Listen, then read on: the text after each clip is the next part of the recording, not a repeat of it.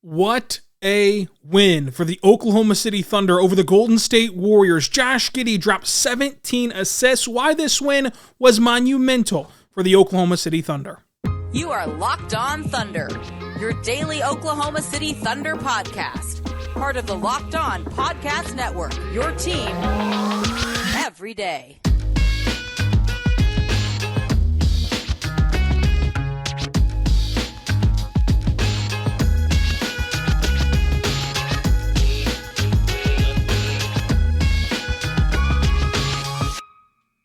Let's get it going on the Locked On Thunder podcast on the Locked On Podcast Network, your team every day. I am your host, media member and editor-in-chief over at thunderousintentions.com, Rylan Stiles. You can follow me on Twitter at Rylan_Stiles. Follow the show on Twitter at LOThunderPod. Email the show, LOThunderPod@gmail.com. On today's show, the Oklahoma City Thunder get one of their more impressive wins of the season as Josh Giddey drops a career high in assists. Jay Will drops a career high in points, and SGA leads the way with confidence. We'll talk about this game and how this win was monumental for this team. Thank you so much for making us your first listen every single morning, every single day. We're here for you, talking Thunder basketball. We start the way we always do with our game overview. Jaylin Williams, J-Dub, out in this game, is also going to be out for the game against the Suns tonight with a wrist sprain. Again, we saw this injury actually take place on the court. For those of you that want to freak out, he suffered a wrist sprain on Sunday and will not travel to Phoenix. SGA is also out tomorrow against Phoenix and will not travel to Phoenix, and though that's just part of them managing his back-to-backs. Now, again, if this was October, SGA wouldn't be playing at all. So it's better that they're being able to manage this than him just not playing at all, because the only remedy for this abdominal strain is rest. Chet Holmgren, Kenny Hustle, Pokusevski, all out. So the Thunder start out with SGA, Giddey, Dort, Wiggins, and Jay Will, and they get their third straight win. After two big wins at home over the Jazz, the Thunder looked at this double, back-to-back set, and it looked too tough to overcome. The Thunder have lost 8 straight to the Warriors entering tonight. The Thunder look to go to Phoenix tomorrow, which is a very tough team hitting their stride and have not lost since they traded for Kevin Durant. The Warriors are a hungry team that wants this win for the standings, and a team that is a title team when everything's clicking. The Thunder do not have their second best player this season in Jaylin Williams. They're, of course, without Kenrich Williams, who's out for the season, who's their best rotational player. And that's not to mention Chet Holmgren, who has also not played for this team all year. And Pokusevski's out as well. I'm not in the mood to bicker back and forth if Pokusevski's a good piece or not. If you've watched this team, you know that he has provided value on some nights for this team. So, nonetheless, I say all that to say, Oklahoma City did not have two of their best players that have played this season, plus Chet Holmgren, who has not played this season, so I kind of, am indifferent about adding him to the conversation, but still, no Chet Holmgren either, which is just going to make this future even brighter. And the Warriors had Poole, Steph, Clay, and Draymond. Like Jordan Poole, Steph Curry, Klay Thompson, and Draymond Green should have been enough to beat the second youngest team in NBA history, the youngest team this season. Don't give me this whole, the Warriors are a bad road team. The Warriors played down to their competition. The Warriors were locked in. They were reenacting the Steph Curry shot the night before, and the Warriors played well. Steph Curry had 40 points tonight. The Warriors went on multiple runs where it felt like, and we even wrote in the notes, it felt like this young team could not overcome the punches that the Warriors were throwing. They threw a punch in the second quarter whenever they took the lead in the second quarter. And then the Thunder regained the lead before halftime. They threw a punch to start the third quarter, and the Thunder regained the lead. They threw such a punch in the fourth quarter that Mark called the timeout a minute into the frame. The Warriors went on multiple runs where it looked like at any given second, this young Thunder team, without these key pieces, was going to fold. But they didn't. The Thunder won this game. So save me the whole Warriors are bad on the road. Save me. This is a team that nobody wants to see. Nobody wants to see the Warriors in the postseason because of how lethal this team is. And they got a great game from an all-time great player, and the second youngest team in NBA history beat them. If that doesn't show you how promising this core is, I don't know what will. Because they didn't have the full core. They had Josh Giddey. They had SGA. And other guys played well. Ousmane Dieng was incredible. We'll talk about him coming up. Will was awesome. Saric was awesome. But like this core is going to be SGA. It's going to be Josh Giddey. It's going to be J-Dub. It's going to be Chet Holmgren. And as well as those other guys. But you're missing 2 of your best 4 players. Plus a mountain of draft picks. Who knows what that can turn into? Who knows what the salary cap can turn into? But even within the constructs of this team, if you were to rank players for this individual season, J-Dub and Jaylin Williams, they rank in the top 6 of players on this team. And that's being generous. We could really go in a smaller list than that. You were that 2 of your 6 best players, and you knocked off the Warriors for the first time in 8 tries. A game that saw 6 lead changes. A game that saw 7 tied. A game that saw the Warriors lead by 4 points, which is massive considering the swing that they had. Like, remember, even though that 4-point number does not look anywhere near the number of OKC, which once led by 15, to get to that 4-point lead, they were once down 12. That's a massive swing, a massive avalanche by this great Warriors team that this young Thunder team was able to absorb.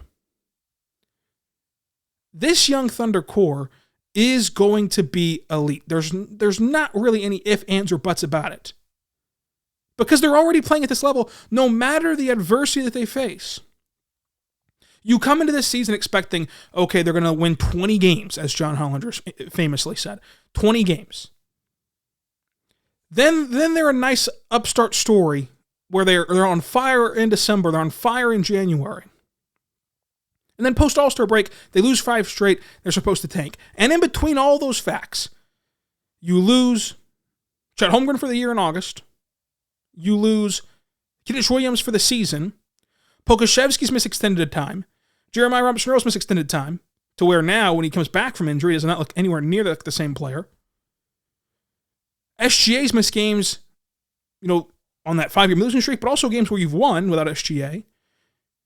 You've won games where SGA didn't have it or wasn't there. You won games where Josh Giddey doesn't have it or wasn't there. You've now won games where J-Dub wasn't there. Like, no matter what the NBA world throws at this team, they're able to handle it. They've not even gotten to the smooth sailing part yet. Like, they've not even gotten to the good times where they have Chet, where they have all 4 guys plus whatever else is added to the score. Plus, then, I don't say that to exclude, Ousmane Dieng or Will or whoever from the core. I'm just saying, if you push those guys further down the core, it just heightens their game even more because they're only asked to play their role and they can actually play their role incredibly well. So, it's just insane what this team is able to accomplish. And you can listen to this first 8 minutes and say, way too positive or a sunshine pumper. What would you like there to be an argument about? What would you like there to be anything negative about? The Thunder have rose to the occasion. And if they ever do something that deserves criticism, we'll all be willing to give it to them. But as of right now, how could you stray from how great this all looks? This young team is poised for a run that even this spoiled fan base who has watched Kevin Durant and Russell Westbrook, I don't know if it's possible to be better than that run, but if there ever would be a scenario that can get better than that run, it would be what's in front of the Oklahoma City Thunder right now, which is just unheard of for a small market and deserves a lot of positive attention. This Thunder team currently sits tied for a play-in spot at 31-34. This Thunder team beat the Golden State Warriors in a night where Steph Curry had 40 points and you didn't have 2 of your best, rewards for the rebuild. And how monumental of a win this was is it's your 3rd straight win and you're staring down the barrel, okay? Entering this game, you get the news that SGA and J-Dub will not play tomorrow against Phoenix, plus it's a back-to-back and a home road back-to-back. You've already mentally put that down as a schedule loss. The Pelicans have had your number to this point in the year, and you're going to go on the road to New Orleans on the first night of back-to-back in New Orleans. that could very well be a loss. To where if you lost this game, that'd be 3 straight losses. To where it would not end the season, but it would be completely different. Even just getting the singular win, even if you lose these next 2, this singular win does so much for you. And it was how you got this win. It was because Josh Giddey dropped 17 assists. It was because SGA truly did lead this team. Those moments where things got shaky and things looked like this young team is doing young team stuff where they're just not going to be able to handle the experience and the counterpunch from Golden State. It was SGA who hit tough shots. It was SGA who picked his guys up after they made mistakes. It was SGA who was able to power through this and get this win over Golden State. This game felt like a marathon. This game was exhausting. And when the Warriors can make a game feel exhausting, they usually win. But they didn't win tonight. They didn't win in Oklahoma City. They didn't win against the second youngest team in NBA history. And now the Thunder are tied for a play-in spot. They go into Phoenix tomorrow. And then they have a back-to-back Saturday and Sunday with the Pelicans and the Spurs. Everything is in front of this Thunder team. And while I don't know how this season will end, no matter how it does, either in the play-in or the playoffs or the lottery, whatever happens, it doesn't matter. These games are tangible products that you can take in development.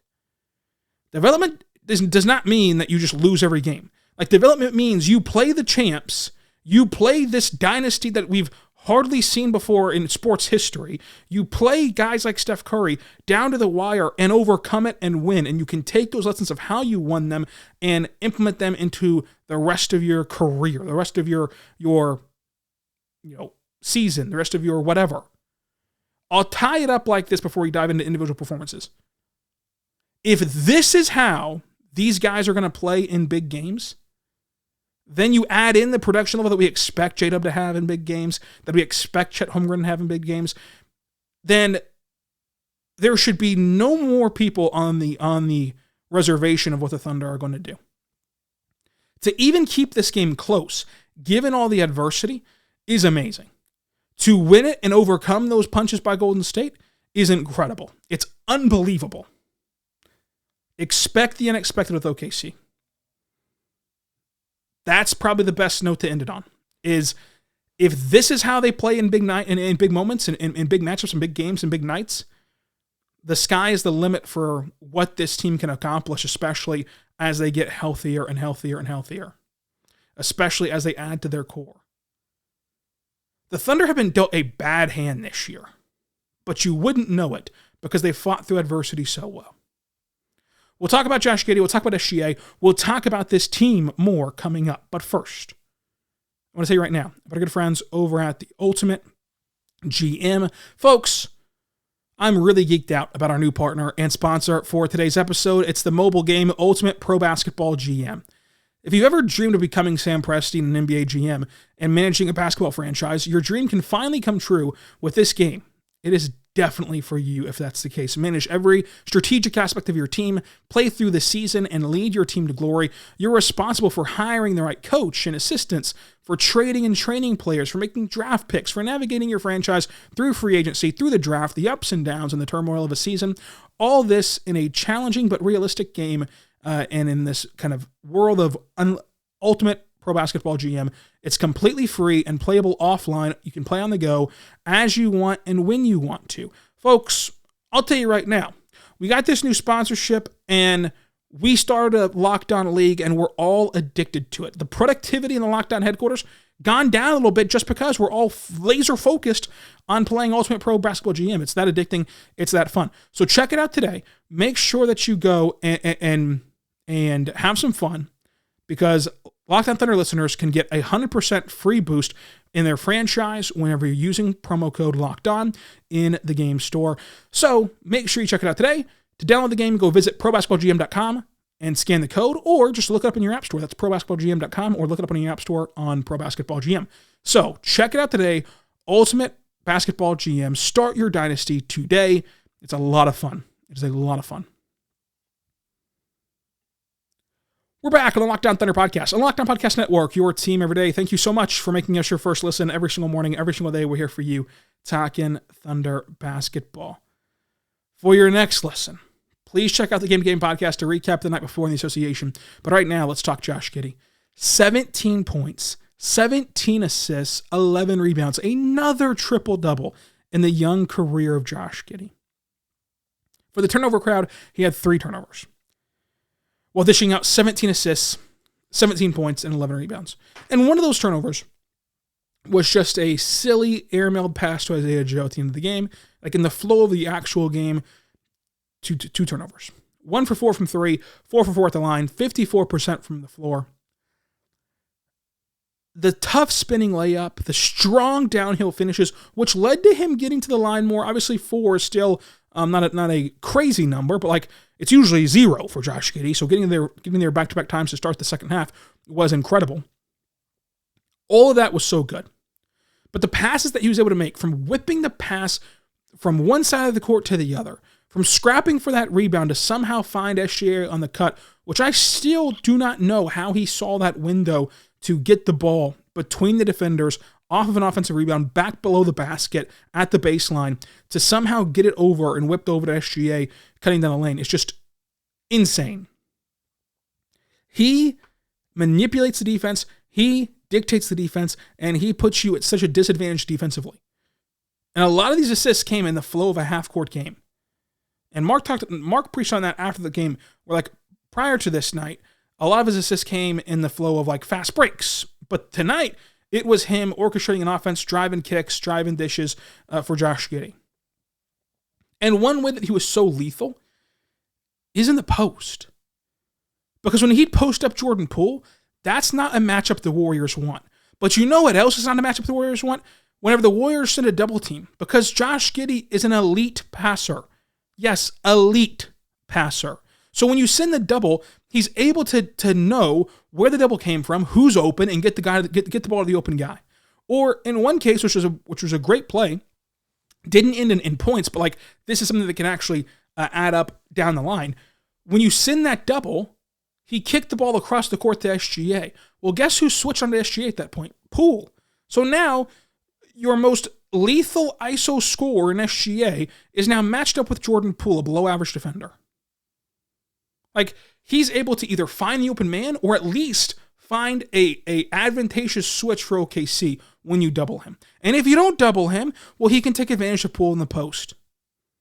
Or a Poole version of a defender in the post. Josh Giddey in the last 4 games has been incredible. Josh Giddey has had a really good sophomore season. People have rode the roller coaster a little bit too much on Josh Giddey, this up and down, and gotten way too low on a 20-year-old. Josh Giddey has checked all the boxes in year 2. Is he perfect? No. No player's perfect. But goodness, for a 20-year-old, you really like him on your team. He's been awesome in the last 4 games. He was awesome tonight. Now here's the thing. There's no J-Dub tomorrow. There's no Shai tomorrow. It comes down to Josh Giddey, and this will be another test and development. And do not hear anything different. A test and development is not make or break or a test that can't be changed. You're going to get a retake if you want one. But tomorrow's a test of like, can you stack back-to-back days of this? Can you stack back-to-back days of highly impactful basketball, of being a catalyst for the offense, of being the guy on the floor? Like, Josh Giddey was the best player on the floor tonight for OKC. Can you do that again in less than 24 hours? With traveling, with no one there by your side, in the sense of like it's all on you. You don't have the safety valve of SGA. You don't have the safety valve of J-Dub. It's all on you. And again, he might pass this test with flying colors. He might struggle a bit. It doesn't really matter. It's just an area of like whenever they talk about development in this season, I think that we get lost in like when they say those buzzwords of like this season's about development, this season's about finding out different things. That doesn't mean that the season's about throwing away every single game or losing every single game or doing something totally wacky. It's about, hey, we're putting Josh Giddey in a position where he's the guy tomorrow. He's the guy against the Suns. What's he going to do with it? How can we course correct if it goes wrong? How can we maintain that long term if it goes right? And we'll see. We'll see what happens against the Suns. But he's going to be the guy against the Suns, and I cannot wait to see what it looks like. I cannot wait to see how he carries the momentum of these 4 games into Phoenix. SGA, 36 minutes, 33 points, 6 assists, 3 rebounds, 2 steals, went 3 for 4 from the line, did not take a free throw until the 7:06 mark in the third quarter, and Mark was not happy with the officials in this one. SGA was not happy with the officials in this one, but the Thunder still got the win. If you needed a sign that SGA can still be effective as a scorer without getting free throws, here it is. 4 free throws tonight. Missed one of them. Still shot 58% from the floor. Still hit tough mid-range shots. Still scored 30 points, scored 33. Got 6 assists, 3 rebounds. That 3 in transition where he skips down the floor, that is an example of leading with confidence, of leading with swag, of signaling to this young team, hey, we're not scared of them. They've got the rings. They've got the all-time players. They've got the 8-game winning streak. But we're the Thunder, and we deserve to be on this floor.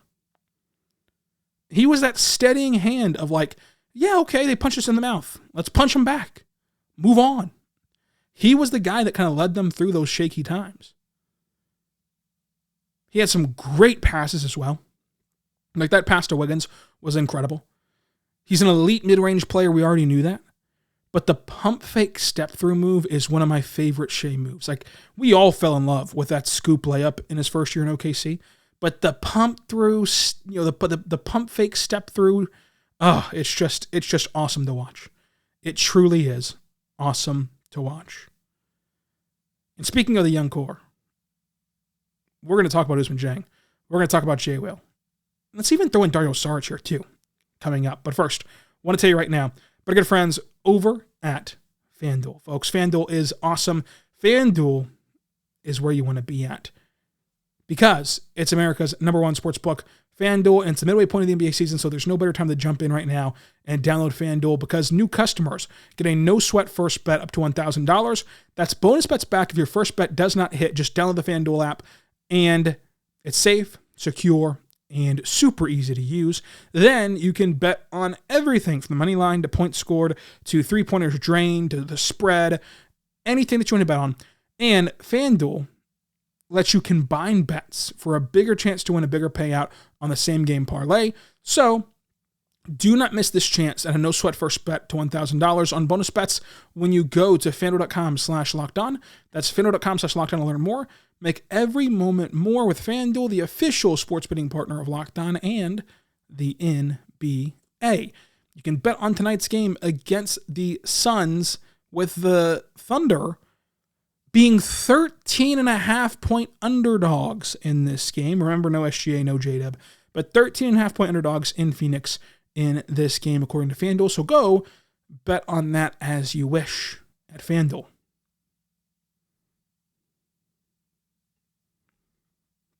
We're back on the Locked On Thunder podcast, on the Locked On Podcast Network, your team every day. Thank you so much for making us your first listen every single morning, every single day. We're here for you talking Thunder basketball. Ousmane Dieng, simply amazing in his minutes. Like this is what people have been talking about with Ousmane Dieng. Whenever I talk to Cam Woods, talk to Aaron Wiggins, I talk to Robert Woodard, like no matter who I talk to, they've all been pointing out how much better he's looked aggressively, how much better he's looked playing with offensive force. And in 19 minutes, he scored 11 points, including 8 points in the first quarter. He had that sidestep 3 at the buzzer to beat the buzzer for a bucket. 2 steals, 5 rebounds. He ripped the ball away from Steph Curry for one of those steals. He had a very good closeout of a Steph Curry step back, which was exceptional for a rookie. Now, Curry did get him, especially on a blow-by to the rim. But overall, Ousmane Dieng did a great job defensively on Steph Curry as a rookie. That's all you can ask for defending Curry at any point is incredibly difficult. To have 2 good possessions on Curry is awesome for anyone, much less a rookie. But over the last three or so games, 2 games for certain, Ousmane Dieng's played with much more aggression, with much more of of a sense of purpose on the court, more comfortability, more whatever you'd like to call it. I would use comfortability as like the best way to describe it, of just like being more sure of what to do on the floor and how to play the floor with these guys. It's been awesome to see Ousmane Dieng look so good over these last couple of games. And then my guy Jay Will. This was the game where Jay Will put in the box score what he's been putting on the floor. Like now the box score matches the eye test with Jay Will in this one.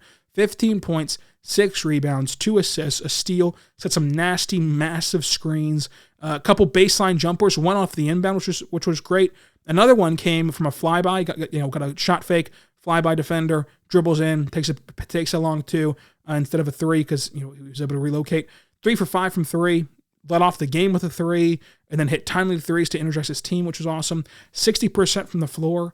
He drew a charge, which was one of 4 offensive fouls on the Warriors. So for everyone who freaks out on the Warriors not getting offensive fouls, the Thunder drew 4 offensive fouls on Golden State. And that charge led to an SGA dunk, which led to a 9-2 run, which caused the Warriors timeout. That run eventually expanded to 11-2, but a 9-2 run at the time of the Warriors timeout after the charge and slam. Like, Jay Will just does things to energize this team and to put this team in a better position to win games. Wiggins was awesome. 13 points, 4 rebounds, a steal, a block, great transition defense. Like there was a 3-on-1 where Wiggins faked like he was going to sink down to the elbow, but then sprinted out to shut down the transition 3. That forced 2 additional passes, one pass to the slot, one pass down low to Draymond. Draymond then, by that time, Josh Giddey's had enough time to get down to Draymond. So Draymond then, it feels unexpected pressure from Josh Giddey, shuffles the feet, traveling, no bucket on the 3-on-1. And that's all set up by Wiggins. Wiggins was awesome. Dort, I think, deserves credit because he made some questionable, terrible decisions in this game that I talked about on Twitter. Got into foul trouble, but was able to overcome that, snap and clear, and then played big down the stretch with his free throws, went 8 for 8 from the line, including a couple massive ones that could have swung the game if he would have missed them, and played good defense on the stretch, even with foul trouble. So, like, that in and of itself is a good example of development or of what to expect from him down the stretch, or for the rest of his career. Because we've talked ad nauseum of how this is not the offensive role he should be in. Like, he should continue to be pushed down and down and down the ladder of decision makers and like offensive threats for the Thunder. So with that being said, that caveat out there, the fact that he was able to have a bad game in the sense of like he messed up 3 plays in a row, like made 2 bad decisions, set an illegal screen, got a 5th foul, like, he gave away 2 offensive fouls, I think, of his 5 fouls.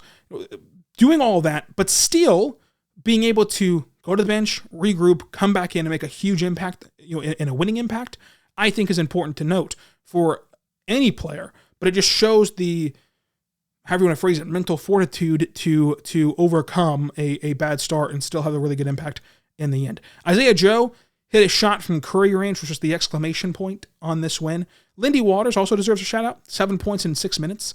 Really good from Lindy Waters in a game where you need every bucket to beat the Warriors. You need every bucket to beat the Warriors. MVP of this game, Josh Giddey. I think that Josh Giddey was the best player on the floor for OKC. SGA, of course, can get this award every single night, but like Josh Giddey was so good. Up next, Thursday, we're going to recap the Suns game. Friday, Mavs draft will join us to talk about the draft. And then Sunday, you'll get a Pelicans recap. And Monday, a Spurs recap. So a lot going on. Another back-to-back after tonight's game. So be on the lookout for that. Subscribe on YouTube wherever you get your podcast from. Subscribe anywhere you get your podcast from, including on YouTube. Follow me on Twitter at Ryland_Styles. And until tomorrow, be good. And be good to one another.